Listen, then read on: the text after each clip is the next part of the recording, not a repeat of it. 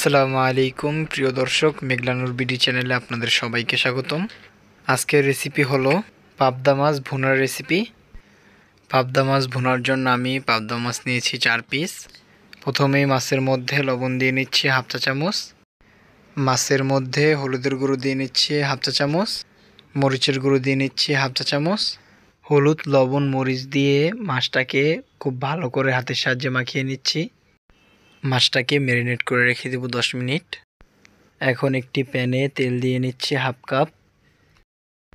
তেলটা গরম হলে ম্যারিনেট করে রাখা মাছগুলো একে একে তেলের মধ্যে দিয়ে দিব ভাজার জন্য। মাছগুলোকে মাঝারি আঁচে 5 মিনিট সময় নিয়ে তেলের মধ্যে ভেজে নিব।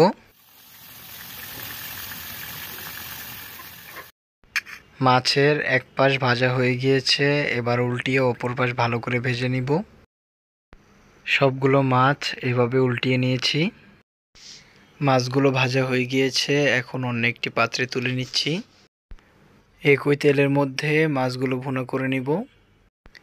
এখন আমি তেলের মধ্যে আস্ত জিরা দিয়ে নিচ্ছি হাফ চা চামচ, পেঁয়াজ কুচি দিয়ে নিচ্ছি আধা কাপ। পেঁয়াজটা নেড়েচেড়ে তেলের মধ্যে ভেজে নিব 5 মিনিট সময় নিয়ে। লবণ দিয়ে নিচ্ছি পেঁয়াজের মধ্যে স্বাদ মতো। পেঁয়াজের সাথে লবণটা নেড়েচেড়ে ভালো করে পেঁয়াজটা ভেজে নিব। এই সময় চুলার তাপ মাঝারি আঁচে রাখবো। কাঁচামরিচ ফালি দিয়ে নিচ্ছি 2 পিস। কাঁচামরিচটা পেঁয়াজের সাথে নেড়েচেড়ে মিশিয়ে নিচ্ছি। 3টি টমেটো ফালি করে পেঁয়াজের মধ্যে দিয়ে নিচ্ছি। টমেটোটা পেঁয়াজের সাথে নেড়েচেড়ে ভেজে নিব 1 মিনিট সময় নিয়ে। তেলের মধ্যে আদা বাটা দিয়ে নিচ্ছি 1 চা চামচ, রসুন বাটা দিয়ে নিচ্ছি 1 চা চামচ। আদা ও রসুনটাকে তেলের মধ্যে 2-3 মিনিট সময় নিয়ে ভেজে নিচ্ছি। আদা রসুনটাকে কম আঁচে তেলের মধ্যে ভেজে নিব কাঁচা গন্ধ না যাওয়া পর্যন্ত। হলুদ গুঁড়ো দিয়ে নিচ্ছি 1 চা চামচ, মরিচের গুঁড়ো দিয়ে নিচ্ছি আধা চা চামচ।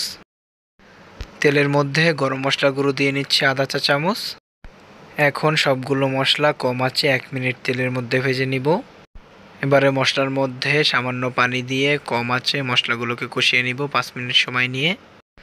মশলাটা কষানো হয়ে গেলে তেলটা উপরে ভেসে উঠলে মশলার মধ্যে গরম পানি দিয়ে নিচ্ছি 1 কাপ পরিমাণ।